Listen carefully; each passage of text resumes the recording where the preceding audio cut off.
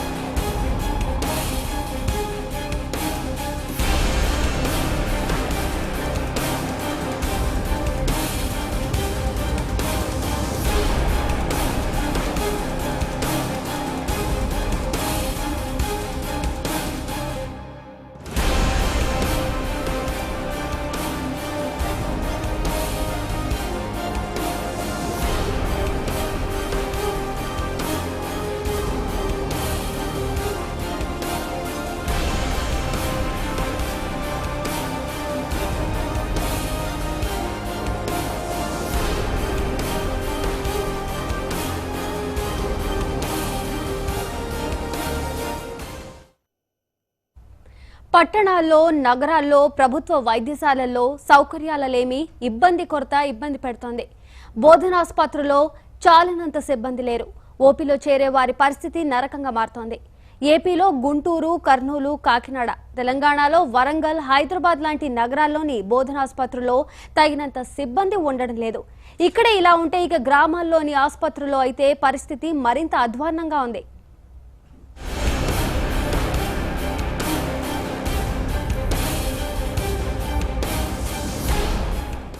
ఏపీనే తీసుకుంటే కర్నూలు, విశాఖ జిల్లాలలో పలు ఏజెన్సీ ప్రాంతాలున్నాయి. చాలా చోట్ల రవాణా సౌకర్యాలు లేవు. అన్ని కొండ ప్రాంతాలు, గిరిజనులు నివసించే చోటే కావడంతో డాక్టర్లు అక్కడ ఉండడానికి ఇష్టపడడం లేదు. వాళ్లకు నగరాలు కావాలి, లేదా చిన్న చిన్న పట్టణాల నుంచి రోజు అప్ అండ్ డౌన్ చేస్తూ గ్రామీణ ప్రాంతాల్లోని ఆసుపత్రుల్లో విధులు నిర్వహించాలి. ఇలా ఒక ఏపీనే కాదు, తెలంగాణలోనూ ఏజెన్సీ ప్రాంతాల్లో ప్రజలకు వైద్యం అందని ద్రాక్షగానే మారింది.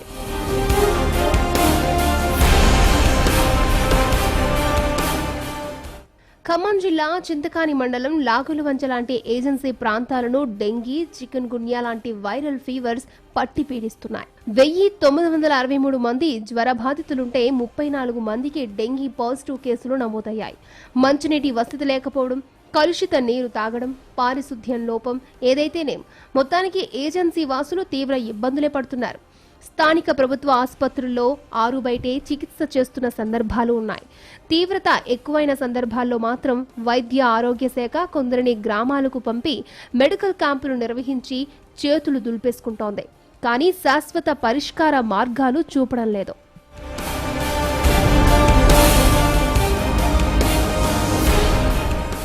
తెలంగాణనే తీసుకుంటే వైద్య శాఖలో 11,000 పోస్టుల వరకు ఖాళీ ఉన్నట్లు తెలుస్తోంది. ప్రభుత్వాలు వైద్య ఆరోగ్య శాఖ పరిధిలో పలు పథకాలను ప్రవేశపెట్టినా వాటికి తగినట్లు వైద్య ఆరోగ్య శాఖలో పోస్టులు భర్తీ కావడం లేదనే వాదనలు ఉన్నాయి. ఒక్క తెలంగాణలోనే 37,141 పోస్టులుంటే ప్రస్తుతం 26,016 మంది ఉద్యోగులు మాత్రమే పనిచేస్తున్నట్లు లెక్కలున్నాయి. అంటే దాదాపు 11,000 పోస్టులు ఖాళీగా ఉన్నట్లు లెక్క.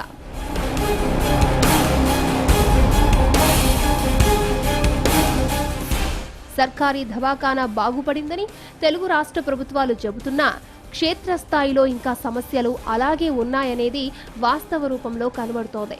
ఒకే బెడ్పై 2-3 పేషెంట్లను పెట్టి ట్రీట్మెంట్ చేస్తున్న పరిస్థితులు ఇంకా చాలా ఆసుపత్రుల్లో ఉన్నాయి. ఓపీ కోసం గంటల తరబడి వేచి ఉండాల్సిన దుస్థితి. ఇక డాక్టర్ల ముందు క్యూ లైన్లు, వైద్య పరీక్షలకు మరికొన్ని గంటలు. డాక్టర్ను కలవడానికి, మందులు కొనడానికి ఇలా చిన్న జబ్బైనా రోజుల తరబడి ఆసుపత్రులకే సమయం వెచ్చించాల్సి వస్తోంది. కూలీనాలీ చేసుకుని బతికే వారికి ఇది తీవ్ర ఇబ్బందికరంగా ఉంది.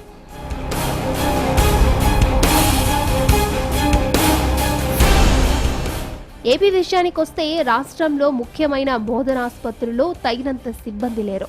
విజయవాడను చూస్తే చిన్నారులకు 3 యూనిట్ల ద్వారా వైద్యం అందిస్తున్నారు. ఈ యూనిట్లలో 3 ప్రొఫెసర్లు, మరో 3 అసోసియేట్లు, 12 మంది అసిస్టెంట్ ప్రొఫెసర్లు అవసరముంది. కానీ 2 ప్రొఫెసర్లు, 1 అసోసియేట్, 3 అసిస్టెంట్ ప్రొఫెసర్లు మాత్రమే విధులు నిర్వహిస్తున్నారు. అంటే 18 మందికి గాను 6 మాత్రమే ఉన్నారన్నమాట. విశాఖ పీడియాట్రిక్స్ విభాగం పరిస్థితి ఇలాగే ఉంది.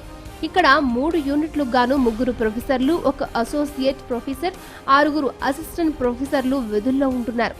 గుంటూరు, కర్నూలు, కాకినాడ బోధనాసుపత్రుల్లో అయితే చిన్నారులను ఆసుపత్రికి తీసుకురావడం అంటేనే నరకంలోకి వెళ్లినట్లే.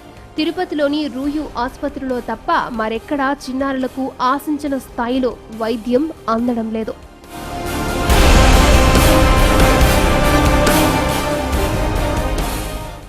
ఏపీలో 11 బోధనాసుపత్రులు ఉండగా విశాఖ, విజయవాడ, గుంటూరు, కాకినాడ, కర్నూలు బోధనాసుపత్రుల్లో పీడియాట్రిక్స్ విభాగంలో అత్యధికంగా ఓపీ నమోదవుతోంది.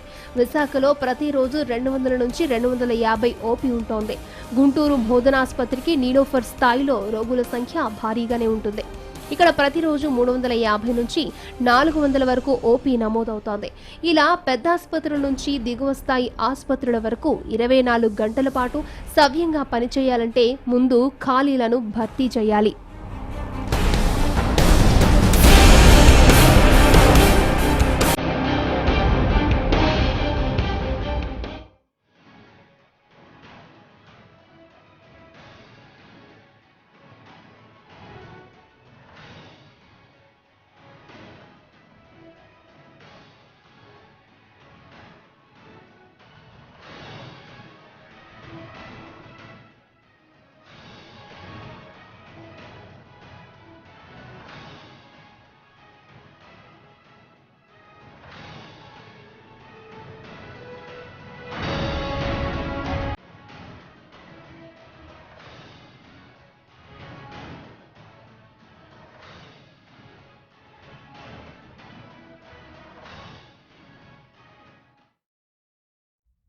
ఇక ఉత్తర తెలంగాణలోనే పెద్ద ఆసుపత్రిగా పేరొందిన ఎంజీఎం ఆసుపత్రి సిబ్బంది కొరతతో కొట్టుమిట్టాడుతోంది. గ్రామీణ ప్రాంతాల నుండి వచ్చే రోగులకు చికిత్స అరకొరగానే అందుతోందని, వైద్య పరికరాలు కూడా సరిగా లేవని ఇక్కడి రోగుల బంధువులు ఆరోపిస్తున్నారు. ఇప్పటికైనా ప్రభుత్వం వెంటనే మండల కేంద్రాల్లోని ప్రాథమిక ఆరోగ్య కేంద్రాల్లో 24 గంటల పాటు వైద్యం అందేలా చూడాలని అంటున్నారు. దీనిపై మరింత సమాచారాన్ని మా ప్రతినిధి వేణుగోపాల్ అందిస్తారు. ప్రాంతాల్లో చిన్న జబ్బు చూస్తే రోగం వచ్చినట్టయితే పెద్ద ఆసుపత్రికి అంటూ రోగులు ఇబ్బందులు ఎదుర్కొంటూ వస్తున్నారు. అయితే ఇదే పరిస్థితిలో ఉత్తర తెలంగాణలో అతిపెద్ద ఆసుపత్రిగా పిలువబడుతున్న మహాత్మా గాంధీ హాస్పిటల్ అంటే ఎంజిఎం ఆసుపత్రి వరంగల్లో ఉన్నాము. ఇక్కడ సిబ్బందికి ఏ విధంగా సిబ్బందితో రోగులకు ఇబ్బంది ఎదుర్కొంటున్నారు. డాక్టర్లు లేక కూడా ఇబ్బందులు ఎదుర్కొంటున్నారు రోగులు. కొంతమంది పేషెంట్స్ వారి బంధువులు ఉన్నారు, వారిని అడిగే ప్రయత్నం చేద్దాం. ఇక్కడ ఎటువంటి పరిస్థితి ఉంది చెప్పండి సార్, మీరు ఎప్పుడు వచ్చారు, ఏంటిది ఇక్కడ పరిస్థితి?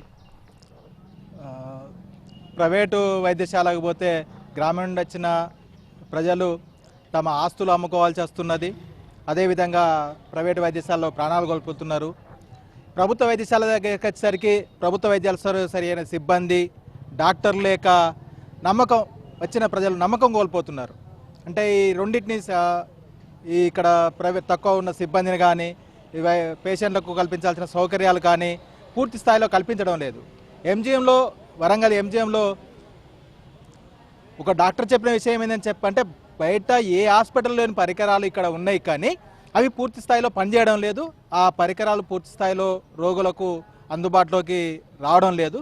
కారణం ఏంటని చెప్పానంటే ఆ పరికరాలు పనిచేయకుండా ఉంటే ఈ వరంగల్ జిల్లాలో ఉన్న ప్రైవేట్ హాస్పిటల్ యొక్క పేషెంట్ల సంఖ్య పెరుగుతుంది. అదేవిధంగా వాటి రిపేర్ పేరుతోటి జరిగే కమిషన్ల కోసము జరుగుతుంది. కనుక ఇక్కడ వెంటనే సరైన సిబ్బందిని నియమించాలి. అదేవిధంగా ఇక్కడ పరికరాలు అన్ని పూర్తి స్థాయిలో పనిచేసేటట్టుగా చూసినప్పుడు మాత్రమే ప్రభుత్వ వైద్యశాల మీద ప్రజలకు నమ్మకం ఏర్పడుతుందని చెప్తున్నాను. అంటే మొత్తానికి ఇక్కడ నిర్లక్ష్యం ఏమైనా ఏర్పడుతుందా? ప్రైవేట్ హాస్పిటల్కి ఎందుకు పోతున్నారు అనుకుంటున్నారు మీరు?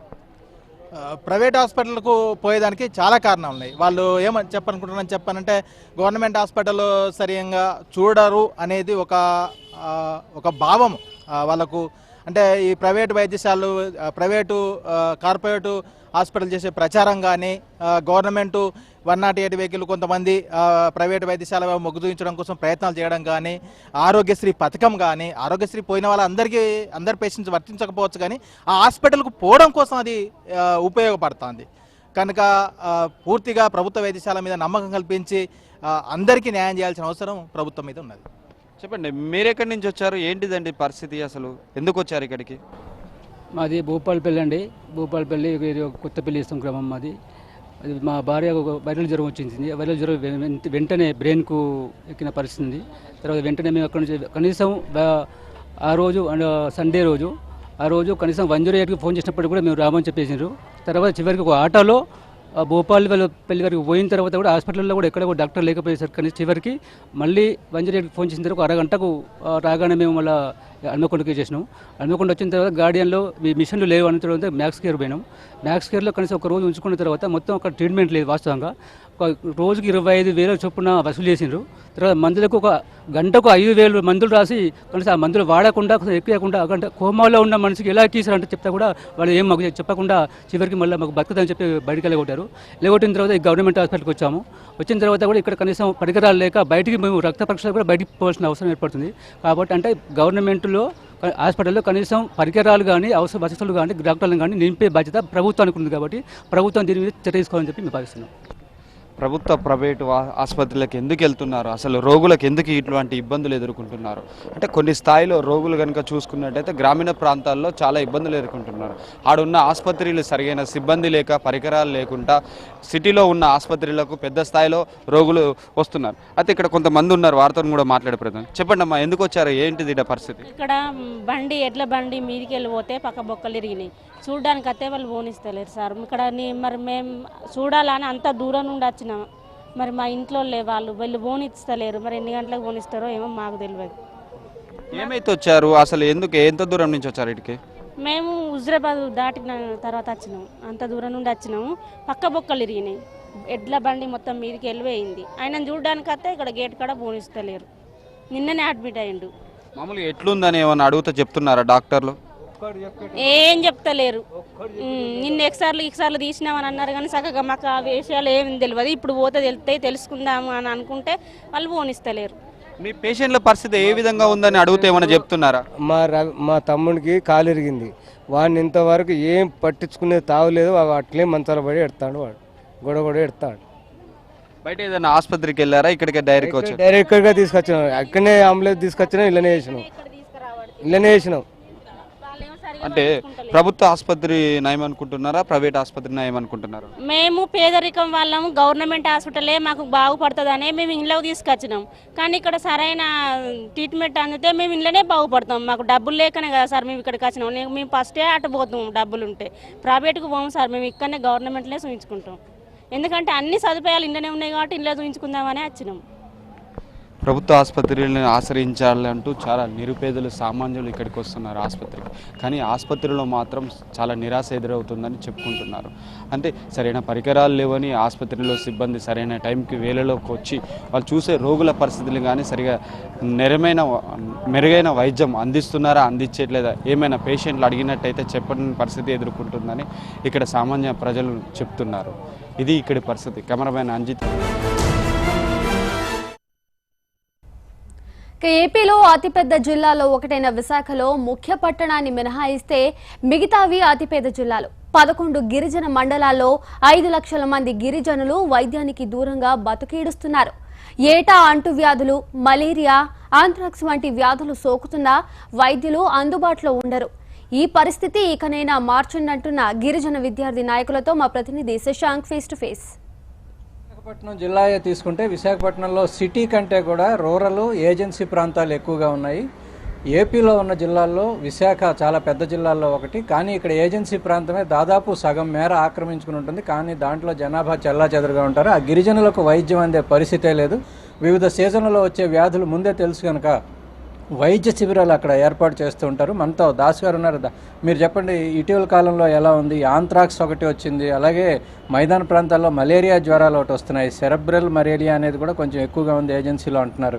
వీటికి ఇప్పుడు మేము టీముల్ని పంపిస్తాము, వైద్యుల్ని నియమిస్తామని అధికారులు చెప్తున్నారు, ప్రభుత్వం చెప్తున్నారు. అదేమన్నా నెరవేరిందా ఆ హామీలు?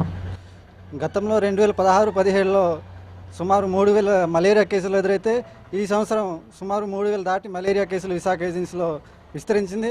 అలాగే గత సంవత్సరంలో ఈ ఆంథ్రాక్స్ అనేది లేదు, కానీ ఈ సంవత్సరం వాళ్ళకి పశువులకి జబ్బులు రావడం వల్ల ఆంథ్రాక్స్ అనేది విశాఖపట్నంలో పెరిగింది. అలాగే విశాఖపట్నంలో గత సంవత్సరంలో సుమారు 99 మంది చనిపోతే ఈ సంవత్సరం మరణాలు అనేది పెరిగింది. దీనికి ప్రభుత్వం బాధ్యత వహించాలని కాకుండా పక్కదారి పట్టించడానికి రకరకాల స్టేట్మెంట్లతో కాలయాపన చేస్తుంది తప్ప గిరిజన ప్రాంతాల్లో నిజంగా వైద్యం అందించడానికి ఆ యొక్క గ్రామాల్లో కానీ లోతట్టు ప్రాంతాల్లో కానీ మెడికల్ క్యాంప్ పెట్టడానికి మాత్రం ప్రభుత్వం నిరాకరిస్తుంది. ఏదైతే గవర్నమెంట్ ఆ పిఎస్సీలో వైద్య సదుపాయాలు కల్పించి పాడేరు, అరకువేలి ప్రాంతాల్లో ఇలాంటి మెడికల్ క్యాంపులు పెట్టి నిర్వహిస్తే గిరిజనుల ఆరోగ్యం బాగుపడుతుందని తెలియజేస్తాం. శ్రీనివాస్ గారు, మీరు చెప్పండి, చూస్తూ ఉంటారు, మీరు కూడా పర్యటనలకు వెళుతూ ఉంటారు. గిరిజనులు కావచ్చు, అలాగే ప్రజలు కావచ్చు, చివరికి వైద్యం లేక మంత్రాలని మూఢనమ్మకాలని ఆశ్రయించే పరిస్థితి సైతం అక్కడ ఉంది. దానికి సంబంధించి ప్రభుత్వం ఏదైనా చర్యలు తీసుకుంటుందా? ప్రభుత్వం దృష్టికి మీరు అనేక సార్లు తీసుకెళ్ళినట్లుగా చెప్తున్నారు. కనీసం మందుల సరఫరా ఉందా అక్కడ? ప్రభుత్వం గ్రామీణ ప్రాంతానికి సంబంధించి కానీ ఏజెన్సీ ప్రాంతానికి సంబంధించి కానీ చాలా నిర్లక్ష్యం అండి. అందులో వైద్య రంగం అయితే మాత్రం ఇంకా పూర్తిగా నిర్లక్ష్యం. ఏదైనా ఒక ప్రభుత్వ ఆసుపత్రిలోనో పిహెచ్సిలోనో సిహెచ్సిలోకి వెళ్తే అక్కడ డాక్టర్ ఉండరు, ఒకవేళ క్లినికల్ టెస్టులు కూడా జరగవండి. ఏ ఆసుపత్రిలో కానీ ఏ పిహెచ్సిల్లో కానీ క్లినికల్ టెస్టులు కూడా జరగని పరిస్థితి అయిపోయింది. ఇప్పుడేవో కొన్ని ప్రైవేట్ సంస్థలకి ఇచ్చి ఒకవేళ క్లినికల్ టెస్టులు చేసినా సరే అప్పటికి ఆ టెస్ట్ రిపోర్ట్ వచ్చేసరికి జబ్బు అనేది ముదిరిపోతుందండి. అటువంటి పరిస్థితి అనేది ఈరోజు గ్రామీణ ప్రాంతంలోని ఏజెన్సీలోనే ఉంది. అలాగే 36 పిహెచ్సిలు ఉండే ఏజెన్సీలో మొత్తం 5.5 లక్షల మంది జనాభాకి 36 పిహెచ్సిలు ఉన్నాయి. ఆ పిహెచ్సిలో డాక్టర్లు ఎవరు పోస్ట్ టైంకి రారు. రెండోది పోస్టులు భర్తీ చేయట్లేదు గవర్నమెంట్. ఇప్పుడు మనం ఒరిస్సాలో చూసాం, మరికొన్ని చోట్ల చనిపోతే చివరికి భార్య సేవల్ని, బిడ్డల సేవల్ని కూడా మైళ్ళకి తీసుకెళ్తున్న పరిస్థితి. మనకు కూడా అదే పరిస్థితి వైజాగ్లో కూడా అంతేనండి. మనం అనేక రాష్ట్రాల్లో చూస్తున్నట్టుగా విశాఖ ఏజెన్సీ ప్రాంతంలో కూడా ఒక ఆసుపత్రిలో ఎవరైనా చనిపోతే మాత్రం డోలీ మీద తీసుకొని వెళ్ళటమో, భుజాల మీదో లేదనుకుంటే సైకిల్ మీదో తీసుకొని వెళ్ళాల్సిన పరిస్థితులు వస్తున్నాయి. ఎందుకంటే అక్కడ ఎక్కువ మీడియా లేదంటే ప్రచారం ఇవన్నీ ఉండవు. కాబట్టి వాళ్ళు రోజు, ఇది ఒకరోజు జరిగేది కాదు, ప్రతిరోజు కూడా చనిపోయిన శవాన్ని కూడా సరిగా తీసుకొని వెళ్ళాలనే పరిస్థితి అనేది ఈరోజు ఏజెన్సీ ప్రాంతంలో, గ్రామీణ ప్రాంతంలో ఉంది. కాబట్టి ప్రభుత్వం దీని మీద తక్షణంగా వైద్యం మెరుగుపరచడం కోసం తక్షణమే వెంటనే ఇమీడియట్గా అత్యవసర పరిస్థితిని ఏర్పాటు చేసి వాళ్ళందరికీ కూడా బతికించాలని చెప్పేసి మేము కోరుతున్నామండి. ఏదన్నా ఏ మీడియాలోనో వస్తే, లేదంటే ఏ సోషల్ మీడియాలోనో సమస్య వస్తే దాని మీద మాత్రమే ప్రభుత్వం వెంటనే స్పందించి దాన్ని అప్పటికప్పుడు ఏదో తూతూ మంత్రంగా చర్యలు తీసుకుంటున్న పరిస్థితే తప్ప మొత్తం మీద పటిష్టంగా గిరిజనుల భద్రత, గిరిజనుల ఆరోగ్యము దృష్ట్యా మాత్రం తీసుకోవటం లేదు ఏ చర్యలు అన్నది ఆ గిరిజన సంఘాలు కావచ్చు, యువజన విద్యార్థి సంఘాలు కావచ్చు అంటున్నాయి. ఇప్పటికీ కూడా స్వచ్ఛంద సంస్థలు వెళ్ళి మందులు ఇచ్చే పరిస్థితి ఉంటే మరి ప్రభుత్వం ఈ 70 ఏళ్లలో గిరిజన ప్రాంతాలకు, మైదాన ప్రాంతాలకు ఏం చేసినట్టు అని కూడా వారు ప్రశ్నిస్తున్నారు. కెమెరా పర్సన్ కృష్ణతో శశాంక్, భారత్ టుడే, విశాఖపట్నం.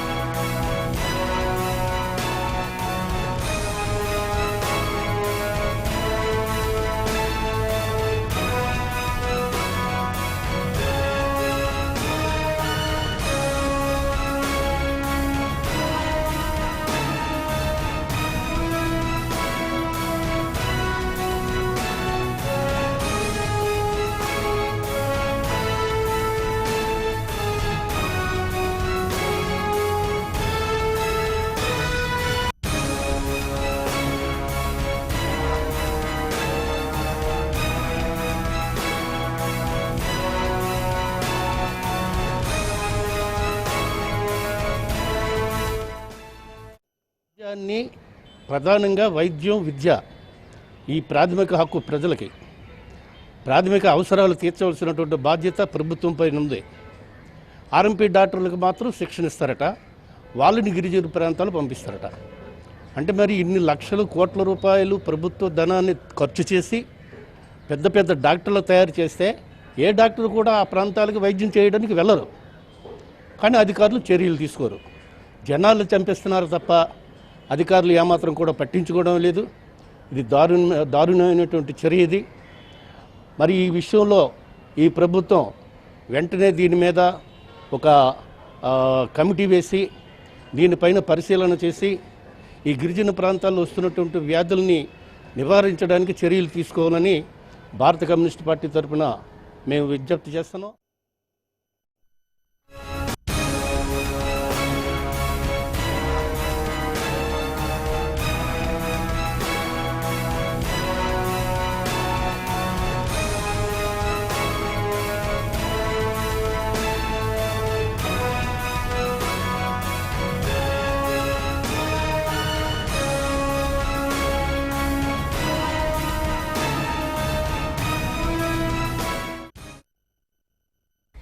పేదలకు వైద్యం అందించేందుకు ప్రభుత్వాలు ఏర్పరిచిన ప్రభుత్వ ఆసుపత్రులు అనారోగ్యాలకు కేరాఫ్గా మారుతున్నాయి.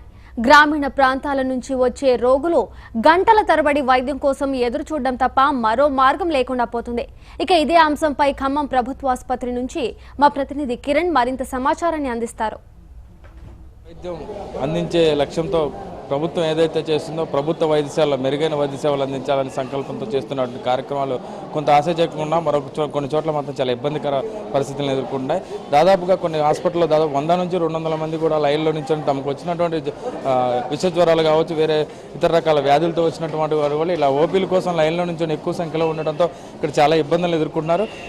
గ్రామీణ ప్రాంతాల నుంచి వచ్చినటువంటి వారు రోగులు ఎక్కువ శాతం ఇక్కడికి వస్తుండడంతో గ్రామాల నుంచి ఇక్కడికి రావడం జర్నీ ఒక ఎత్తు అయితే ఇక్కడ వెయిట్ చేయడం ఒక ఎత్తుగా మారింది. దాదాపు 1 గంట 2 గంటలు కాకుండా 4-5 గంటల నిరీక్షణ తర్వాత డాక్టర్లు ఓపీలు చూడటం మొదలు పెడుతున్నారు. ఈ లోపలే వాళ్ళకు ఉన్నటువంటి రోగాలు అయితేనే విష జ్వరాలు కావచ్చు, అంటువ్యాధులు కావచ్చు, అవి ఎక్కువగా అవుతున్నాయి. వాళ్ళు చాలా ఇబ్బందులు ఎదుర్కొంటున్నారు. ప్రస్తుతం మనం ఖమ్మంలో ఉన్నటువంటి ప్రధాన ఆసుపత్రిలోనే ఈ ఆసుపత్రిలో చూడొచ్చు, రోగులు ఎక్కువ మొత్తంలో ఇక్కడికి వచ్చేసి లైన్లో నించొని ఓపీ కోసం ఓపీ రాంచుకునేందుకు ఇంతగానో వెయిట్ చేస్తున్నారు. దాదాపు 250 పడకలతో ఉన్నటువంటి ఈ హాస్పిటల్లో దాదాపు సగం పైగా ఇప్పటికే నిండిపోయినా కూడా ఇంకా రోగులు వస్తుండడంతో ఇక్కడ ఉన్నటువంటి డాక్టర్లు కూడా కొంత తక్కువగా ఉండడంతో, అలాగే అత్యాధునిక ఏదైతే పరికరాలు ఏర్పాటు చేశారో వాటి కూడా ఇక్కడ ఏర్పాటు చేశారు. కానీ అవి ఆశాజనకంగా లేవు. కొన్ని చోట్ల అయితే ఈ యొక్క ఏదైతే స్కానింగ్లు కానీ చాలా లేట్ అవుతుందో రోగులు కూడా చాలా ఇబ్బందులు. ప్రస్తుతం దీనిపై మనతో మాట్లాడేందుకు హాస్పిటల్ సూపరింటెండెంట్ మదన్ సింగ్ గారు. సార్ చెప్పండి, అసలు ఈ హాస్పిటల్లో ప్రస్తుతం కొన్ని సమస్యలు వస్తున్నాయంటూ రోగులు కూడా వెల్లువెత్తున్నారు విమర్శలు, దీనిపై మీరేమంటారు?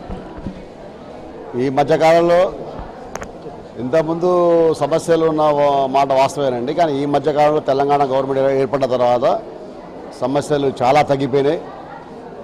మనకు తగినంత స్టాఫు, తగినంత డాక్టర్లు, తగినంత మనకి బడ్జెట్.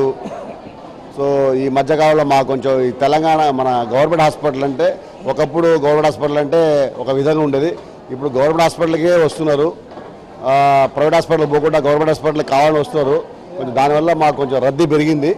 ఇది చాలా శుభ పరిణామము. ఈ మధ్యకాలంలో మాకు ప్రతి hospital, district hospital ICU building, ICU ఒకప్పుడు ఐసీయూ అనేది లేకుండే, ఇప్పుడు 10 పడకల ఐసీయూ, దానికి ప్రత్యేకమైన స్టాఫ్, ప్రత్యేకమైన డాక్టర్లు. సో అది చాలా ఉపయోగకరమైందండి. అదొకటి. తర్వాత మనకు ఎంసీహెచ్ బిల్డింగ్ అని mother and child 150 bed hospital. అది ఎట్లా అంటే కార్పొరేట్ హాస్పిటల్ కంటే బాగుంది. దాంట్లో ఎక్విప్మెంట్స్ కానీ, దాంట్లో స్టాఫ్ కానీ, సో చాలా బాగుంది. ఇప్పుడు కొంచెం ఒత్తిడి పెరగడం వల్ల కొంచెం మాకు కొంచెం ఇదవుతుంది, కానీ అంతే వేరే ఏం లేదు. అయితే సార్ ఇక్కడ ప్రస్తుతం ఇక్కడ మెయిన్ సమస్య అంటే గర్భిణీ స్త్రీలు లైన్లో నించోవటం, బెడ్కి 2-3 ఉంటాం, వెయిట్ చేయడం, ఇది ఎంతవరకు కరెక్ట్? లేదండి, ఇప్పుడు గర్భిణీ స్త్రీలు అసలు లైన్లో నిల్చోవడం ఉండదండి. వాళ్ళకు ఓపీ కొంచెం పెరిగింది. మాకు గర్భిణీ స్త్రీలు రావడం కొంచెం పెరిగింది. ఇంతకుముందు మేము నెలకి 300 చేస్తున్నాం, ఇప్పుడు 600 దాదాపు 600 చేస్తున్నాం. సో కొంచెం సంఖ్య పెరగడం వల్ల కొంచెం మాకు కొంచెం వాళ్ళకు కొద్ది గొప్ప ఇబ్బంది, కానీ అది కూడా ఏంటంటే చైర్లు వేస్తున్నాం వాళ్ళకి అనుకూలంగా, వాళ్ళకు ఆ కూర్చున్న కాడ ఫ్యాన్లు కానీ అది కానీ. సో ఆ ప్రాబ్లం ఏం లేదండి, దాన్ని అన్నీ అధిగమిస్తున్నాం. వాళ్ళకి ఏ మాత్రం ఇబ్బంది లేకుండా, మదర్ అండ్ చైల్డ్కి, తల్లికి ఏ మాత్రం ఇబ్బంది లేకుండా కార్పొరేట్ స్థాయిలో వాళ్లకు డెలివరీ చేసి పంపించే ఉద్దేశం అండి మాకు. ప్రధాన ఆసుపత్రిగా ఉన్న పాత బిల్డింగ్ ఏదైతే ఇక్కడ శానిటరీ పరంగా కూడా చాలా ఇబ్బందులు ఎదుర్కొన్నాయని రోగులు చెప్తున్నారు. అంటే విష జ్వరాలు వచ్చి ఇక్కడ వచ్చిన వాళ్ళకి శుభ్రం లేకపోవడం, అనారోగ్యం పెరిగే అవకాశం ఉంటే వాళ్ళు ప్రైవేట్ హాస్పిటల్ని ఆశ్రయిస్తున్నారు అంటున్నారు. దీని లేదండి, ఇప్పుడు శానిటేషన్ అంటే ఒకప్పుడు శానిటేషన్ వేరు, ఇప్పుడు కొత్త విధానం వచ్చింది. పర్ బెడ్కి 5,000 రూపాయలు, 5,010 రూపాయలు గవర్నమెంట్ ఖర్చు పెడుతుంది ఒక బెడ్కి. అంటే దానివల్ల మాకు ఇప్పుడు 100 మంది వచ్చారండి శానిటేషన్. సో నిజం చెప్పాలంటే శానిటేషన్ అసలు ఇబ్బంది లేదు, చాలా మెరుగుపడ్డది. శానిటేషన్లో ఏంటంటే పేషెంట్ కేర్ అని ఒకటి, పేషెంట్ కేరు, తర్వాత పెస్టిసైడ్, ఈ శానిటేషన్ సో చాలా మెరుగుపడ్డదండి. ఈ బయట సీజన్ ఉంది కాబట్టి బయట విష జ్వరాలు వస్తున్న మాట వాస్తవమే. సీజన్ ఉంది, సీజనల్ బయట ఊళ్ళల్లో కొంచెం పరిశుభ్రంగా ఉంచకుండా అట్లా వస్తున్నాయి, కానీ ఇక్కడ మన దగ్గర ఏం లేదండి. మనం చాలా జాగ్రత్తలు వహిస్తున్నాం. ఏజెన్సీ ప్రాంతాల నుంచి వచ్చే ప్రజలను గంటల వెయిట్ చేపిస్తున్నారు అంటున్నారు. మా సహాయశక్తుల వాళ్ళకి ఇబ్బంది కలగకుండా మేము చూస్తున్నామండి. కొంచెం ఫ్లోటింగ్ ఎక్కువైన మాట వాస్తవమే. మా సహాయశక్తుల మేమందరం ఏంటంటే వాళ్ళకి పేషెంట్లే మాకు దేవుళ్ళు, వాళ్ళకి ఇబ్బంది లేకుండా చూడటం మా యొక్క ప్రాధాన్యత. అంటే కొన్ని విభాగాల్లో ఎక్కువ విమర్శలు వినపడుతున్నాయి, కొన్ని విభాగాల్లో సరైన పట్టించుకోవట్లేదు. 2-3 రోజులైనా కూడా చంటి పాపను కూడా పట్టించుకోవట్లేదు, తమకు ఉన్నటువంటి ప్రాబ్లమ్స్ను కూడా రెక్టిఫై అయ్యే విధంగా ట్రీట్మెంట్ ఇవ్వట్లేదు అంటున్నారు. దీని మీద అట్లేం లేదండి. ఇప్పుడు నేను మార్నింగ్ ఈవినింగ్ రౌండ్స్ వస్తున్నామండి, చిన్న సమస్యలు వస్తుంటాయి, కాదని అనట్లేదు నేను.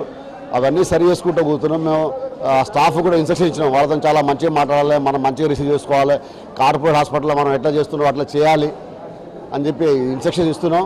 చాలా వరకు అడిగే ప్రాబ్లమ్స్ లేకుండా చూస్తున్నాం అండి. అయితే మొత్తం మీద ఈ ప్రభుత్వ ఆసుపత్రుల్లో చిన్న సమస్యలు వస్తున్నమాట నిజమేనని, ఈ విష జ్వరాలు అనేది ఏవైతే ఉన్నా వాటి సీజనల్ వ్యాధులు వచ్చినప్పుడు మాత్రం ఇక్కడ జనం పెరిగిపోవడం ఎక్కువ అవుతుందని, దాదాపు 250 నుంచి 300 బెడ్ల వరకు ఎక్కువగా వస్తున్నారని చెప్పేసి, అలాగే ఈ మహిళలు గర్భిణీ స్త్రీలు అయితే వాళ్ళ దగ్గర సమస్యలు రాకుండా కొత్త బిల్డింగ్ కట్టినా కూడా కొంత ఎక్కువ మొత్తంలో ఇక్కడ కార్పొరేట్ స్థాయిలో వైద్యం అందుతుంది కాబట్టి ఎక్కువగా ఇక్కడ వస్తున్నంత సమస్యలు వస్తున్నాయని చెప్పేసి సూపరింటెండెంట్ తెలుపుతున్నారు. అదేవిధంగా ఖమ్మం ప్రధాన ఆసుపత్రిలో ముఖ్యంగా ఈ ఏరియాలో ఉన్నటువంటి తండాలు కావచ్చు, గ్రామాలు కావచ్చు, రూరల్ ప్రాంతాల నుంచి ఎక్కువగా జనం ఇక్కడ వస్తుండటంతో చాలా ఇబ్బంది అవుతుంది. ఓపీ పరంగా 3 గంటల నుంచి 4 గంటల లైన్లో నించుంటే కానీ ఓపీ దొరకని పరిస్థితి. ఈలోగా వాళ్ళకు ఉన్నటువంటి విషయం అవి ప్రబలే అవకాశం ఉన్నాయి. టాబ్లెట్స్ కూడా చాలా తక్కువ ఇస్తున్నారని చెప్పేసి రోగులు మనతో చెప్తున్నైతే ఇక్కడ పరిస్థితి కనపడుతుంది. కెమెరా గణేష్తో కిరణ్, ఖమ్మం జిల్లా నుండి.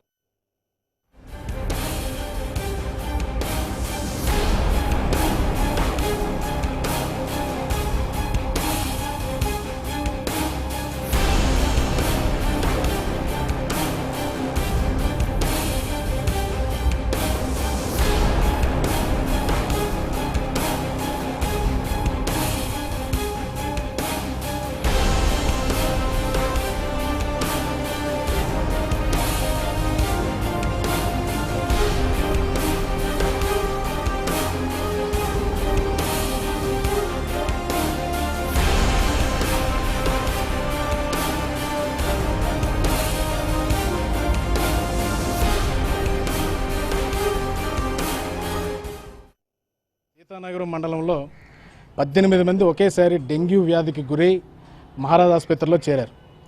అంటే ప్రతి చోట, ప్రతి గ్రామీణ ప్రాంతంలో ఈవేళ డెంగ్యూ వ్యాధి, విష జ్వరాలు రోజు రోజుకి చిన్నపిల్లల నుంచి ముసలాల వరకు ఒక్కొక్కరు ఒక్కొక్క ఇంటిలో 2-3 చొప్పున ఉంటున్నారు. గ్రామీణ ప్రాంతంలోనైతే మరీ ఘోరంగా పరిస్థితి ఉంది. విజయనగరంలో పట్టణ ప్రాంతాల్లోనైతే ఆర్ఎంపీ డాక్టర్లో ప్రైవేట్ హాస్పిటల్స్ ఉంటున్నాయి, కానీ గ్రామీణ ప్రాంతంలో సంచార ఆసుపత్రులు లేక, అలాగే 104 వైద్యం సంబంధించి వ్యాన్ ఒకటి గ్రామీణ ప్రాంతాల్లోకి వెళ్ళాలనేది ఒకటి ఉంది, కానీ అది ఎప్పుడు వెళ్తుందో ఎప్పుడు వచ్చేస్తుందో తెలియడం లేదు. కొన్ని మారుమూల ఉన్నటువంటి గ్రామీణ ప్రాంతాల్లోకి అయితే ఆ వాహనం వెళ్ళడం లేదు. అసలు ఉదయం వెళ్ళి 24 గంటల సేపు ఆ గ్రామంలో ఉండాలి, అక్కడ ఉన్నటువంటి వాళ్ళందరికీ కూడా ఉచితంగా వైద్యం అందించాలి ఆ వ్యాన్కి సంబంధించినటువంటి నిబంధనలు, కానీ అలా జరిగే పరిస్థితి లేదు. విజయనగరం పెద్ద ఆసుపత్రి చూసుకున్నట్టయితే ఇక్కడ ఆసుపత్రిని అయితే రీమోడల్ చేశారు, సరిగ్గా మంచి సుందరీకరణ చేశారు, గచ్చులు వేశారు, అన్నీ బాగానే ఉన్నాయి. ఆసుపత్రిలో ఉన్నటువంటి వైద్యులు సరైన టైంకి రావడం పరిస్థితి. ఇక్కడ ఎవరైతే రోగులు వస్తున్నారో వాళ్ళకి ఏ ఒక్క సిబ్బంది అందుబాటులో లేనటువంటి పరిస్థితి. ఎక్స్రేకైనా, బ్లడ్ టెస్ట్కైనా, చిన్న మాత్రకు కూడా ఈవేళ బయటకు వచ్చి ఒక కార్పొరేట్ బ్లడ్ బ్యాంకుల్లోనో, కార్పొరేట్ ప్రైవేట్ ల్యాబొరేటరీలో అవి పని చేయించుకోవాల్సి వస్తుంది. మహారాజ్ ఆసుపత్రులు అవి అలాగే అలంకరణ ప్రాయంగానే దానికి సంబంధించినటువంటి మిషనరీ అంతా కూడా అలంకరణ ప్రాయంగా ఉంది. మరమ్మతులు చేయించరు, దాన్ని వినియోగించరు, అలాగే వైద్యం కూడా పూర్తిగా అందనటువంటి పరిస్థితి ఇవాళ ఉంది. దీనివల్ల ఏమవుతుంది, చాలామంది మహారాజ్ ఆసుపత్రి, గవర్నమెంట్ ప్రభుత్వ ఆసుపత్రి అంటే భయపడిపోయి ప్రైవేట్ కార్పొరేట్ హాస్పిటల్కి వస్తే అక్కడ లక్షలకు లక్షలు, వేలకు వేలు ఫీజులు వసూలు చేసి రక్తం జలగల్లాగా రక్తాన్ని పీల్చి పిప్పి చేస్తున్నా కూడా ఇక్కడ గవర్నమెంట్ ప్రభుత్వ అధికారులు, ప్రభుత్వ పాలకులు కనీసం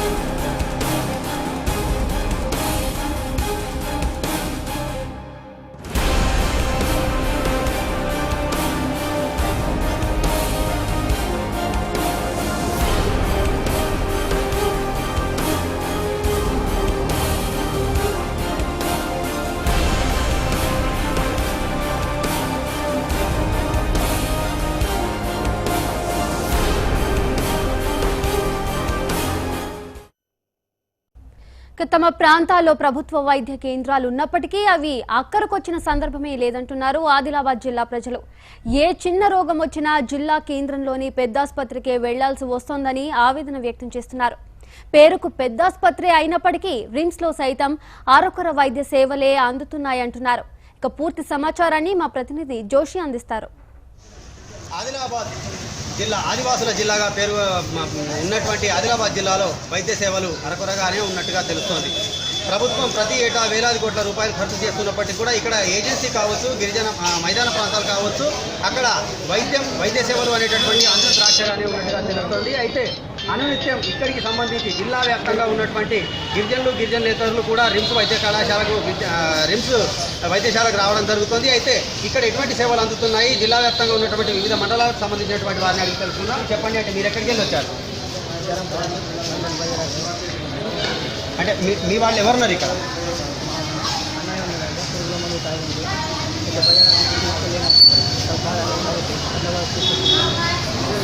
అంటే అక్కడ బజారత్నంలో పిహెచ్సి ఉంటుంది కదా, మరి అక్కడ ఏమన్నారు? అంటే మీ తరఫున ఎవరున్నారు బంధువులు ఇక్కడ? మా తరఫు నుంచి జైపూర్కు సంబంధించిన బంధువులు ఉన్నారు. రాత్రి వైద్యం తాగి రాత్రి వస్తే అక్కడ స్థానికంగా వెళ్తే దానికి సంబంధించిన డాక్టర్స్ కానీ అక్కడ సిబ్బంది కానీ లేరు. వాళ్ళ పిహెచ్సి అంటే మీ మండలంలో పిహెచ్సి ఉంటుంది కదా, అక్కడ అంటే డాక్టర్ల సలహా మేరకు వచ్చారా, లేకపోతే అక్కడ ఎవరు లేకపోతే ఇక్కడికి వచ్చారా? అసలు అక్కడ ఎవరు లేనే లేరు. అక్కడ లేనే లేరు కాబట్టి అక్కడ నుంచి డైరెక్ట్గా వచ్చేస్తే ఇక్కడ పరిస్థితి కూడా దానికి సంబంధించిన డాక్టర్స్ వాళ్ళ ట్రీట్మెంట్స్ ఏం లేదు. అది ట్రీట్మెంట్ కోసం మతి స్థితిమై అతను సహకరిస్తాడు. ఇక్కడ వార్డ్ బాయ్స్ కానీ ఇక్కడ అటెండర్స్ కానీ ఎవరు లేరు. అది ఇంతవరకు కూడా అది బరోబర్ ట్రీట్మెంట్ అందుతలేదు. అయితే దీనికి సంబంధించి అంటే వైద్యులు కావచ్చు, లేకపోతే ఈ ఆసుపత్రికి సంబంధించిన అధికారులు కావచ్చు, వాళ్ళని సంప్రదించారా? డ్యూటీ డాక్టర్ని సంప్రదిస్తే ఇప్పుడు మా దగ్గర వాళ్ళకి పట్టడానికి బాయ్స్ లేరు, వార్డ్ బాయ్స్ లేరు, మేము ఎట్లా చేయాలని వారు అంటున్నారు. ఇక్కడ బాయ్స్ ఉండాలి కదా, ఇప్పుడు వార్డ్ బాయ్స్ ఉండాలా, వాళ్ళ అటెండర్స్ ఉండాలా, వాళ్ళ సహకారంతో ట్రీట్మెంట్ ఇప్పించాలి కదా, అది కాదు, వాళ్ళు లేరు అంటున్నారు, డైరెక్ట్ లేరు అని చెప్తున్నారు. అంటే మీ మండలంలో ఉన్నటువంటి పిహెచ్సిలో అంటే డాక్టర్లు సక్రమంగా వస్తున్నారా, లేకపోతే వైద్య సేవలు ఏ విధంగా ఉన్నాయి? అక్కడ కేవలం డాక్టర్స్ కాకుండా అక్కడ నర్సులు వాళ్ళు మామూలుగా వచ్చి ఏదో డోర్ తెరిచి టైం అయినంత వరకు ఉంటారు, వెళ్ళిపోతారు. అంటే అక్కడ మందులు కానీ లేకపోతే వైద్య సేవలు కానీ పరికరాలు కానీ ఏవైనా ఉన్నాయా, లేకపోతే అక్కడ పరికరాలు అంటే ఏంటి లేవు. గోళీలు డబ్బాలు ఉంటాయి కొన్ని, అది కూడా పారాసిటమాల్, క్లోరోక్విన్ అలాంటివి మాత్రమే, వేరే మందులు కూడా లేవు. అంటే ఇది అంటే మండల ప్రాంతాల్లో ఉన్నటువంటి చోట్ల పిహెచ్సీలు ఉన్నప్పటికీ కూడా అక్కడ వైద్యుల కొరత కావచ్చు, సిబ్బంది కొరత కావచ్చు నెలకొని ఉంది.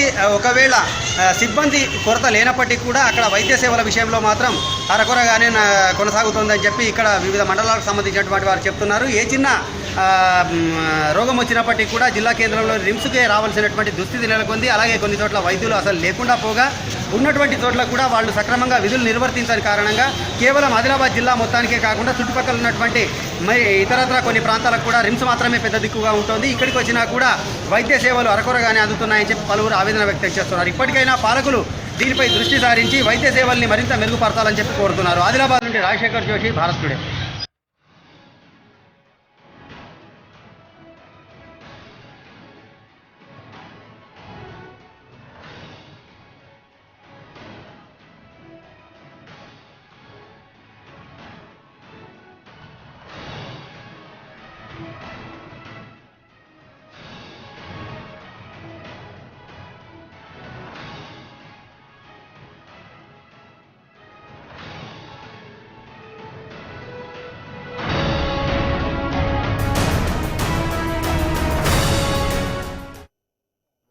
ఒకసారి ములుగు పోతే డాక్టర్ లేరన్నారు. డాక్టర్ లేరంటే ఎంజాం రాస్తా అన్నాడు. ఎంజాం రాసిన సుత ఇక్కడికి వచ్చిన అదే పరిస్థితి ఉన్నది. అక్కడ అదే ఉన్నది, ఇక్కడ అదే ఉన్నది. మమ్మల్ని ఎవరు పట్టించుకున్నా గీనవి లేడు. ములుగు పోతే అట్లా అయింది, ఇక్కడ ఇట్లా అయింది. మాదైతే ఏం జరుగుతలేదు. మేము విలేజ్ నుంచి వచ్చామండి. కానీ మాకు అక్కడ మండల స్థాయిలో ఉండాల్సిన హాస్పిటల్లో సరైన వైద్య సదుపాయాలు కానీ డాక్టర్స్ కానీ అందుబాటులో లేకపోవడం వల్ల మేము ఇక్కడ వరంగల్ జిల్లాలో ఉన్న ఎంజిఎం హాస్పిటల్ని సందర్శించడం జరిగింది.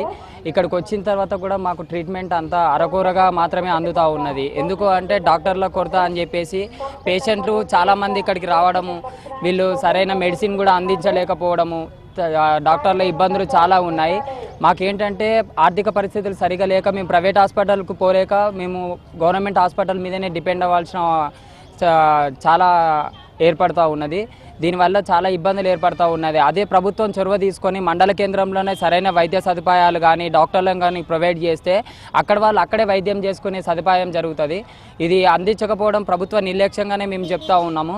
ఇక్కడ వరకు వచ్చి మేము చాలా ఇబ్బందులు ఎదుర్కొంటున్నాము. దీని మీద ప్రభుత్వం వెంటనే చొరవ తీసుకోవాలని చెప్పి కోరుతా ఉన్నాం. మేము విలేజ్ నుంచి రావడం జరిగింది. ఇక్కడికి వచ్చి అక్కడ హాస్పిటల్లో పంపిస్తే అక్కడ హాస్పిటల్ డాక్టర్లు సరిగా లేకపోవడం వల్ల మమ్మల్ని గాంధీ హాస్పిటల్కి పంపించడం జరిగింది. ఇక్కడికి వచ్చినాక కూడా డాక్టర్స్ 24 hours డ్యూటీ చేస్తాం అంటున్నారు, కానీ 12 hours కూడా కరెక్ట్ చేయడం లేకపోవడం జరుగుతుంది. ఇక్కడ నిజంగా చెప్పాలంటే ఇక్కడ మిషన్స్ కూడా బాగా ఖరాబ్ అయి ఉన్నాయి. ఒకటి మిషన్ కూడా పనిచేయడం లేదు. కావున దీనివల్ల ప్రభుత్వం వెంటనే చర్యలు తీసుకోవాలని కోరుచున్నాను. ఇక్కడనే నేను గోళీలు చాలా రోజులు కూడా ఇక్కడనే తీసుకుంటాను. వచ్చినప్పుడు గోళీలు లేవంటాను, పంపిస్తాను. బస్ కిరాలు వేస్ట్, రైలు కిరాలు వేస్ట్. డాక్టర్లు ఉండే ఎందుకు పేదలకు చేయాలి కానీ ఎవరు చేస్తారు వీళ్ళు? సీనియర్ డాక్టర్లు కూడా అట్లా అంటాను, గోళీలు ఏం లేవు. ఏం సార్ అంటే మన దగ్గర పైసలు మేము బీదలు కాదు సార్ అంటే మేమేం చేయాలి, కొనుక్కోవాలి. లేకుంటే మేమేం చేస్తామా అంటే ఏం చెప్తా అంటే నాకు ఈయన తెలుసు, ఏది మన మనిషి దశాలు తెలుసు. మనిషి దారితో చెప్తాను చెప్పిన వాళ్ళు చెప్తా మనిషి దారితో ఫోన్ అక్కడ మా చుట్టపైన ఉన్నాడు. నైట్ డే వస్తలేరు, అట్లా ఉంచుతాను. తెల్లారి వచ్చి ఎప్పుడు చూస్తాను, వాడు సచ్చే జరగలేదు, బతికే జరగలేదు. ఇప్పుడు ఈ వార్డు అంటే ఆ వార్డు అంటారు, ఆ వార్డు అంటే ఈ వార్డు అంటారు. చుట్టూ కొండలు, ఆహ్లాదకర వాతావరణం, పచ్చని పొలాలు, పాడి ఆవులు. కానీ గ్రామస్తుల బాగోగులు చూసేవారు లేరు. జబ్బు చేస్తే ఆర్ఎంపీ డాక్టరే దిక్కు. ఏపీకి 2 ముఖ్యమంత్రులను అందించిన చిత్తూరు జిల్లాలోని గోకులాపురానిది. ఆ గ్రామంలో వైద్య సమస్యలు వారి మాటలోనే విందాం.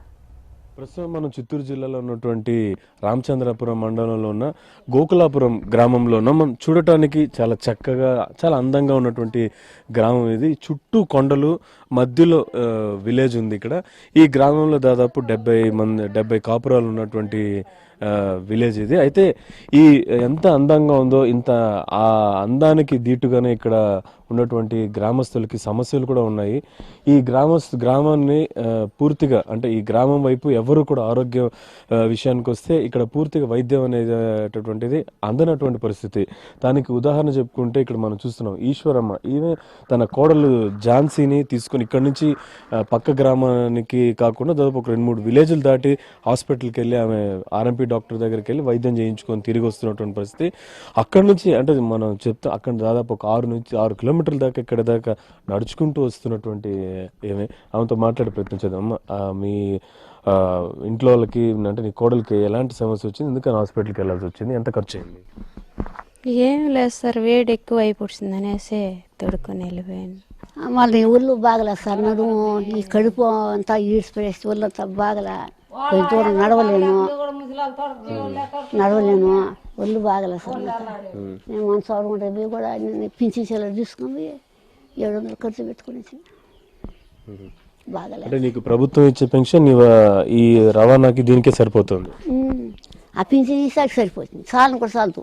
ఒక 10 రాసి నేను తీసుకుని పింఛన్ చేసుకున్నా 600. ఆయన 10 కంటే 100 రూపాయలు ఇవ్వాలి సాటాక, 100 రూపాయలు కూడా రారు.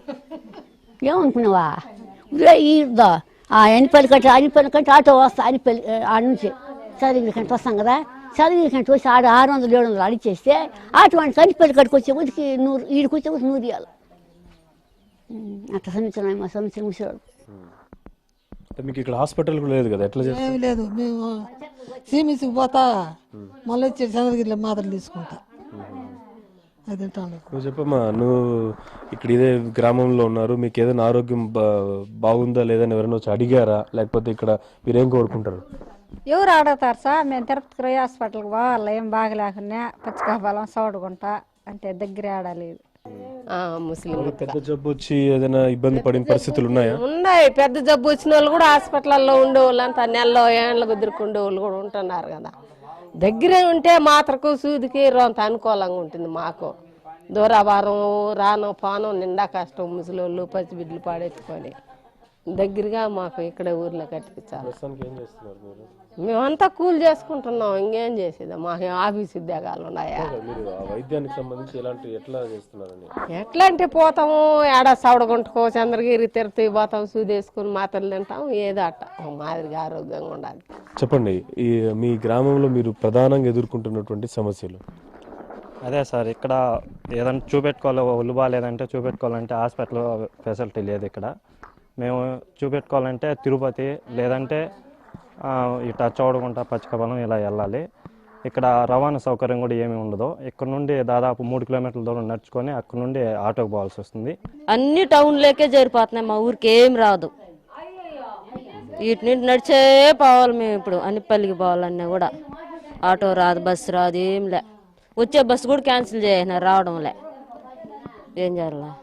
ఇప్పుడు ఒకవేళ మీ సమస్యలని నాయకులు చెప్పాలనుకుంటే వాళ్ళకి మీరు సూటికి ఏం చెప్తారమ్మా?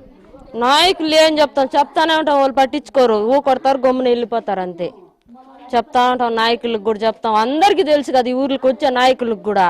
ఓట్లకైతే పరిగెత్తి వస్తారు, ఇంటికి పనికిత్తి రారు. రోడ్లు లేవు ఈ ఊర్లో, బస్సులు రావు, అన్నీ అగసాట్లే. ఆటోలకి కేవలం రవాణా వ్యవస్థకి మేము ఎక్కువ డబ్బులు పెడుతున్నాం అని చెప్పి, అందులోనూ మెరుగైన వైద్యం కోసం ఇక్కడ ఆర్ఎంపీ డాక్టర్లనే ఆశ్రయిస్తున్నాం అని చెప్పి వీళ్ళందరూ కూడా ఆందోళన, ఆవేదన వ్యక్తం చేస్తున్న పరిస్థితి ప్రస్తుతం ఈ గ్రామంలో ఉంది. కెమెరామెన్ గిరినాథ్, గిరి భారత్ టుడే, రామచంద్రపురం మండలం.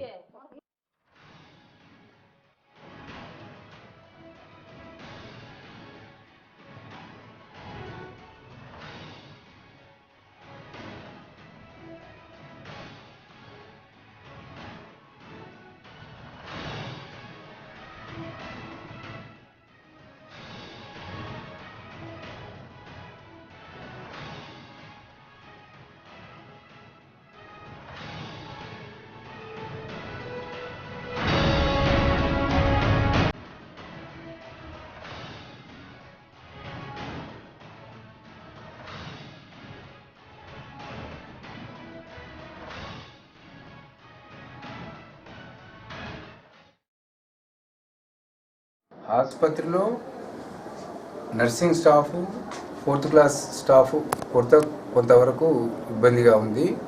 ఆ నర్సింగ్ స్టాఫ్కు అతి త్వరలోనే 108 మందిని రిక్రూట్ చేయడానికి ఇంటర్వ్యూస్ కూడా కాల్ చేయడం జరిగింది. అది అతి త్వరలోనే, అంటే దాదాపు ఒక వారం రోజుల లోపలనే 108 మంది నర్సింగ్ స్టాఫ్ను మనకు ప్రభుత్వం నియమించి ఇక్కడ పంపించడానికి సిద్ధంగా ఉన్నారు. కాబట్టి ఆ కొరత మనకు తీరిపోతుంది. రెండో విషయానికి వస్తే, డాక్టర్ల విషయానికి వస్తే, ప్రభుత్వ ఆసుపత్రిలో రోగులకు ఎలాంటి ఇబ్బంది లేకుండా సరైన ట్రీట్మెంట్ ఇవ్వడానికి డాక్టర్లు అందరూ ఉన్నారు, సిద్ధంగా ఉన్నారు. ఎట్లాంటి ఇబ్బంది జరగడం లేదు. కానీ ఎంసీఐ విషయానికి వస్తే కొంత ప్రొఫెసర్లు, అంటే కొన్ని డిపార్ట్మెంట్లో ప్రొఫెసర్లు కొంత కొరత ఉంది. కానీ వైద్య విషయానికి వస్తే వైద్యం అందించడంలో మాత్రము ఇలాంటి కొరత జరగటం లేదు. ఎందుకంటే సబ్స్టిట్యూట్ ఉన్నారు, కానీ అది ఎంసీఐ రూల్ ప్రకారము ప్రొఫెసర్లు తప్పకుండా ఉండాలా. కాబట్టి ఆ ప్రొఫెసర్లు మాత్రం రేడియాలజీ డిపార్ట్మెంటు, అదేవిధంగా ఓబీజీ డిపార్ట్మెంట్, అనస్థిషియా డిపార్ట్మెంట్లో ప్రొఫెసర్ల కొరత ఉంది. దాదాపు 6-7 నెలల ముందు మన ఆసుపత్రిలో 300 నుంచి 350 వరకు ప్రసవాలు జరిగేవి. కానీ పోయిన నెలలో 704 ప్రసవాలు జరిగాయి. కాబట్టి ఒత్తిడి, అంటే పేషెంట్ల ఫ్లో బాగా పెరిగిపోయింది. అంటే దానివల్ల మనకు డాక్టర్లు దాదాపు ప్రతి పేషెంట్కు ప్రత్యేకంగా స్పెషల్గా కేర్ తీసుకోవడం అనేది జరగకపోయినా ప్రతిరోజు అవసరమైనంత వరకు రౌండ్ చేసి వాళ్ళకు సరైన వైద్యం అందిస్తున్నారు. అంటే మా ఆసుపత్రి డాక్టర్లు బయటికి షిఫ్ట్ చేసుకుంటే దాదాపు 350 ఇన్పేషెంట్, అంటే ఇన్పేషెంట్కి అడ్మిట్ చేసి ట్రీట్మెంట్ చేసే రోగులు 350 నుంచి ఈరోజు 550 వరకు పెరిగారు. అంటే దాదాపు రెట్టింపు అయ్యారు ఇక్కడ పేషెంట్ ఉండి ట్రీట్మెంట్ చేయడం. కాబట్టి అలాంటిదైతే ఏమీ లేదు. తమ ప్రాంతాల్లో ప్రభుత్వ వైద్య కేంద్రాలు ఉన్నప్పటికీ అవి అక్కరకొచ్చిన సందర్భమే తామెరుగమని, ఏ చిన్న రోగం వచ్చినా జిల్లా కేంద్రంలోని పెద్దాసుపత్రికి రావాల్సి వస్తోందని జనాలు ఆవేదన వ్యక్తం చేస్తున్నారు. పేరుకు పెద్దాసుపత్రే, ఈ ఆసుపత్రిలో సైతం అరకొర వైద్య సేవలే అందుతున్నాయంటున్నారు. మధ్యాహ్నం 12 గంటలు కావచ్చినా ఆసుపత్రి సూపరింటెండెంట్ సైతం రారని ఫిర్యాదు చేస్తున్నారు. ఇలా అయితే ఎలా వైద్యం చేస్తారని ప్రశ్నిస్తున్నారు. ఇక దీనిపై మరింత సమాచారాన్ని మెదక్ నుంచి మా ప్రతినిధి శర్మ అందిస్తారు. టుడేస్ రిపోర్ట్లో ఈరోజు జిల్లా ప్రభుత్వ ఆసుపత్రులు ఏ విధంగా ఉన్నాయి, ప్రజలకు ఏ విధమైన వైద్య సేవలు అందిస్తున్నారే అంశంపైన ఈరోజు రిపోర్ట్ ఇవ్వడం జరుగుతుంది. అందులో భాగంగా మెదక్ జిల్లా ఆసుపత్రిలో మనం ఉన్నాము, హాస్పిటల్ ముందు ఉన్నాము. అయితే లోపలికి వెళ్ళి ఏ విధమైన వసతులు ఉన్నాయి, వైద్య సేవలు ఏ విధంగా ప్రజలకు అందిస్తున్నారే అంశంపై తెలుసుకునే ప్రయత్నం చేద్దాం. ఉదయం సుమారు 6 గంటల నుండి ఇక్కడ రోగులంతా బారులు తీరారు. అందులో ఈరోజు శుక్రవారం కావడం చేత మొత్తం గర్భిణీ మహిళా స్త్రీలంతా కూడా ఇక్కడ ఉదయం నుండే పడిగాపులు కాస్తున్నారు. అయినప్పటికీ కూడా ఉదయం నుండి కూడా ఏ ఒక్క డాక్టర్ కూడా ఇక్కడ అందుబాటులో లేకపోవడంతో ఉన్న ఒక్క మహిళని డాక్టర్ మాత్రమే అందుబాటులో ఉన్నారు. సుమారుగా ఇక్కడ 300 నుంచి 400 మంది మహిళలు, గర్భిణీ స్త్రీలు ఇక్కడ ఉదయం నుంచే పడిగాపులు కాస్తున్నప్పటికీ కూడా ఇక్కడికి అట్లీస్ట్ ఆసుపత్రి సూపరింటెండెంట్ కూడా అందుబాటులో లేకపోవడం ఇక్కడ గమనార్హం చెప్పుకోవచ్చు. ఉదయం నుండి కూడా అయితే ఈరోజు అల్ట్రాసౌండ్ స్కానింగ్ దగ్గర ఉన్నాము. ఇక్కడ సుమారుగా వందలాది మహిళలు, గర్భిణీ స్త్రీలు ఉదయం నుండే పడిగాపులు కాస్తున్న దృశ్యాలు మనం గమనిస్తున్నాము. ముఖ్యంగా ఒక గర్భిణీ స్త్రీని మాట్లాడించే ప్రయత్నం చేద్దాం. అమ్మ, ఎప్పుడు వచ్చారు? ఎన్ని గంటలకు వచ్చారు మీరు? 8 గంటలకు వచ్చినాం. ఏ ఊరు నుంచి వచ్చారమ్మా? అంసన్పల్లి. మరి ఇప్పుడు 12 అవుతుంది, 8 నుంచి మీకు టోకెన్ దొరకలేదా? దొరకలేదు. ఇక్కడ కూర్చుంటే లేపేసిండ్రు, అక్కడ పోతే లైన్ కూర్చుంటే ఇస్తామన్నారు. అక్కడికి పోతే ఇక్కడ ఉన్న వాళ్ళకి ఇచ్చిర్రు, మాకు ఏం లేదు. ఇక ఇక్కడ నిలబడ్డాం. అంటే ఇప్పుడు డాక్టర్ ఏమంటున్నామా? డాక్టర్ను కలిసారా మీరు? ఎంతమంది డాక్టర్లు ఉన్నారు ఈ హాస్పిటల్లో? తెలియదు నాకు. డాక్టర్ ఉదయం నుంచి కలిసారా మీరు? డాక్టర్ రాస్తేనే స్కానింగ్ రాసింది. డాక్టర్ అమ్మనా? డాక్టర్ అమ్మ. ముఖ్యంగా చూసినట్టు ఇక్కడ ఏ వసతులు కూడా లేవని చెప్పుకోవచ్చు. ఇక్కడ మరో మహిళ ఉన్నారు, అది తెలుసుకుందాం. చిట్టీలు ఇస్తలేరు, ఏమి ఇస్తలేరు. ఎందుకోసం ఇస్తలేరు మరి చిట్టీలు? చక్రపేట నుంచి వచ్చినాం. ఇప్పుడు శంకరంపేట నుంచి వచ్చినాం. బోడగట్టు. ఎందుకు? అక్కడ ఆసుపత్రి ఉంది కదమ్మా శంకరంపేటలో. అక్కడ చూస్తలేరు కదా సార్, ఇక్కడ రమ్మంటారు. శంకరంపేటలో ఆసుపత్రి ఉంది కదా, అక్కడ డాక్టర్ ఉన్నాడు కదా, మరి అక్కడ ఎందుకు చూపించుకుంటలేరు? అక్కడ చూస్తలేరు, మాకు ఇక్కడనే వమ్మంటారు. ఇక్కడికే ఇక్కడనే వమ్మంటారు. ఓకే, ఇక్కలేరు. మరి ఇక్కడ వస్తే పరిస్థితి ఏముంది మీకు? ఏం చేయాలి మరి? వస్తున్నాం, ఇక్కడ వమ్మంటే ఇక్కడ వస్తున్నాం. ఇదేమదా పిల్లలకు చదవకుండా సరే నిలబడతారు, పోతున్నాం. ఇడికి 2 కింద లైట్లు ఇవ్వబట్టి. ఎన్ని గంటలకు వచ్చారు మీరు? 9 గంటలకు వచ్చినాం. ఎంతమంది వచ్చారు మొత్తం మీరు? 9 గంటలకి వచ్చినాం. మీరు ఎన్ని గంటలకు వచ్చారు? 6 గంటలకు వచ్చిన ఇక్కడికి టిఫిన్ తీసుకొని. ఇంతవరకు చిట్టి లేదు, ఏం లేదు. లేక మొన్న రాశారు బేసారం చిట్టి దొరకలేదు. మళ్ళీ ఇవాళ రాయించుకుంటే అదే డేట్ మీద ఇవాళ రాయించుకోమని అదే డేట్ మీద వచ్చినాం. మన చిట్టి ఇమ్మంటే వాళ్ళ మొక్కలు చూసుకుంటే 100 చిట్టీలు ఇస్తున్నాడు. మాకు ఇంతవరకు చిట్టి లేదు, ఏం లేదు. పొద్దున అప్పటికి అవన్నీ పడ్డాయి, పొద్దున పడ్డాయి. ఇప్పుడు మళ్ళీ శుక్రవారం రాపని వరకు ఉంటుందా, ఆ వరకు డెలివరీ అవుతుంది. అదే మాకు డబ్బులు ఉంటే మేము ప్రైవేట్లలో చూపించుకొచ్చుకుంటాం కదా, ఇంత తిప్పలు పడే మాకు అవసరం ఉండదు కదా. మరి అంత విధానం బాగా మనం చూడమని చెప్పుకుంటే బయట బోర్డు పెట్టుకుంటే అటనే వెళ్ళిపోతాం కదా. అంటే ముఖ్యంగా ప్రభుత్వ ఆసుపత్రులు ఉన్నాయి, మీకోసం పేదవుల కోసమే ఉన్నాయి. మరి మీరు అట్లాంటి వాటికి ఇంత అవస్థ పెట్టినాక ఎందుకు సార్? మీరు డెలివరీ అయినాక ఎందుకు? మధ్యలో ఏమన్నా జరుగుతుంది, అప్పుడు ఓల్డ్ రెస్పాన్స్ మీరు ఉంటారా, మేము ఉంటామా? రెస్పాన్స్ వాళ్ళు ఉంటారు కదా. ఎన్ని నెలల గర్భవతి ఇప్పుడు మీ ఆవిడ? 9 నెలలు పొద్దులు పడ్డాయి ఆల్రెడీ. లాస్ట్ స్కానింగ్ తీస్తామంటే మొన్న డేట్ టైం అయిపోయింది సార్, తీయలేరు. మరి ఇవాళ తీస్తామని అన్నారు. ఇవాళ చిట్టి ఇమ్మనగానే ఇస్తలేడు. 58 మందికి ఇచ్చిండు, మిగతా మళ్ళీ 10 మందికి ఇక్కడ ఇచ్చేసిండు. చేతుల మీద నా చేతులకే గుంజుకున్నారు ఆల్రెడీ ఇచ్చినాక. ఏం చెప్తారు? ఎవరు సరిగ్గా చూస్తలేదు సార్. ఎవరు ముంగడ మాట్లాడితే డైరెక్ట్ మా మీద రివర్స్ వస్తున్నారు. అంతే, వేరేది ఏం లేదు సార్. దీనికి నిర్ణయం తీసుకోవాలని కఠిన తీసుకుంటున్నాం. డాక్టర్లు ఉంటారు సార్, డాక్టర్లు వచ్చినప్పుడు ఉంటారు, లేకపోతే రాసిస్తారు. ఆ టైం మీద మాకు డాక్టర్లు దొరకలేదు. ముఖ్యంగా ఇది హాస్పిటల్లో ఎక్కడ చూసినా కూడా రోగులు బారులు తీరారు. సుమారుగా ఉదయం 6 గంటల నుండి వచ్చినప్పటికి కూడా ఇక్కడ రోగుల్ని చూసే డాక్టరే కరువైపోయారని చెప్పుకోవచ్చు. మనం ఇక్కడ మహిళలు, గర్భిణీలు, సుమారు 9 నెలలు నిండిన గర్భిణీలు కూడా బారులు తీరారు. మొత్తంలో హాస్పిటల్ మొత్తంలో సుమారుగా 20 మంది డాక్టర్లు ఉన్న హాస్పిటల్లో ఒక్క డాక్టరే ఇంతమందిని చూడాలంటే కూడా చాలా ఇబ్బందికరంగా ఉందని చెప్పి ఇక్కడ వీళ్ళు చెప్తున్నారు. అంతేకాదు టోకన్లు ఇచ్చే పద్ధతిలో కూడా ఇక్కడ చాలా అవకతవకలు జరుగుతున్నాయని చెప్తున్నారు. అయితే ఎక్కడి నుంచో వచ్చిన వాళ్ళం, దూర ప్రాంతాల నుంచి వస్తున్నాము, అక్కడ డాక్టర్లు ఏమో కేంద్ర ప్రభుత్వ జిల్లా ఆసుపత్రికి వెళ్ళమని చెప్తున్నారు. ఇక్కడికి వస్తేనేమో తీరా చూస్తే ఇక్కడ మాకు పట్టించుకునే నాదుడే కరువైపోయారు. మా దగ్గర నిజానికి డబ్బులే ఉంటే కనుక మేము ప్రైవేట్ ఆసుపత్రులనే మేము ఆశ్రయించేది. మేము ప్రభుత్వ ఆసుపత్రులను ఎందుకంటే కేసీఆర్ గారు ఏదైతే తలపెట్టారో ఖచ్చితంగా గర్భిణీలందరూ కూడా ప్రభుత్వ ఆసుపత్రులనే చికిత్స పొందాలి, డెలివరీలు చేసుకోవాలి, ప్రభుత్వం నుంచి వచ్చే సహాయాన్ని కూడా మీరు తీసుకోవాలి, ప్రైవేట్ ఆసుపత్రులను ప్రోత్సహించొద్దు అని చెప్పిన కేసీఆర్ మాటలకు కూడా ఇక్కడ ఎలాంటి స్పందన లేకుండా స్పందన కరువైందని చెప్పుకోవచ్చు. ఇప్పుడు మనం చూస్తున్నాం మొత్తం జిల్లా ఆసుపత్రిలో ఒకే ఒక డాక్టర్ అమ్మ ఉన్నారు. వారి దగ్గర చూడండి మొత్తం కూడా బారులు తీరిన మహిళలు నిలబడ్డారు. అందరూ కూడా 8 నెలలు 9 నెలలు నిండిన గర్భిణీలు మాత్రమే ఉన్నారు. ఇది ఇక్కడ పరిస్థితి. మొత్తానికి జిల్లా ఆసుపత్రి మొత్తం కూడా మహిళలతోని కలకలాడుతున్నప్పటికీ కూడా ఒక డాక్టర్ లేకపోవడం విచిత్రం. ఇక్కడ ఒక మహిళా డాక్టర్ ఉన్నారు. మేడం చెప్పండి మేడం, ఉదయం నుంచి ఎంతమందిని చూశారు? ఎంతమందిని చూసినా వరుస కంటిన్యూస్ చూస్తూనే ఉన్నానండి.